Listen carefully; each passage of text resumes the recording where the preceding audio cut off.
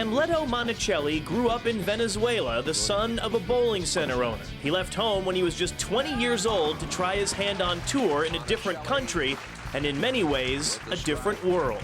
Tough is not, I don't think it's a big word enough to explain how tough it was. Moving from another country, not knowing nobody, the language, the barrier of the language, the barrier of the culture, being so young. If I had to explain step by step what I went through, people cannot realize the toughness of it, because if you think about it, I was pretty much the first one international to do this.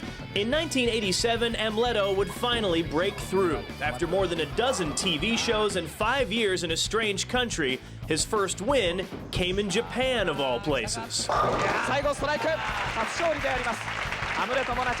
It was the first time I broke the ice, and I knew that in my heart that after I get the first one, everything it would come along, just because it took me so long, not really so long in time, but hitting that door over and over and over again, it was different. I just needed to win in order for me to be able to know that I was able to win. He now definitely knew how to win. He picked up another title in 1988 and brought home his first major title at the 1989 Touring Players Championship. What a wonderful way for this young champion to finish it off. It was a major moment, and one that helped him to be named PBA Player of the Year. And as if that wasn't enough, in 1990, Amleto took home 3 more titles and made it 2 Player of the Year awards in a row, in part due to a tough mental game. The reason why I achieved that tremendous goal is because I never let it go to my head. Okay, I thought that when the tournament was done, and if I won, okay, the job was done, let's start all over again. If I did that, then it would be like, okay, I already arrived, I got what I want, and that's it. It would be like no more dream.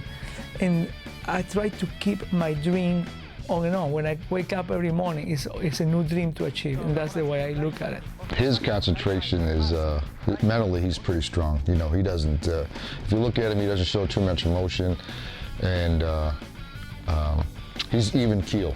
I guess that's it, and he's tough in the match play. He was tough to beat. He would win 19 PBA titles in all, but none for 8 years after the '97 season.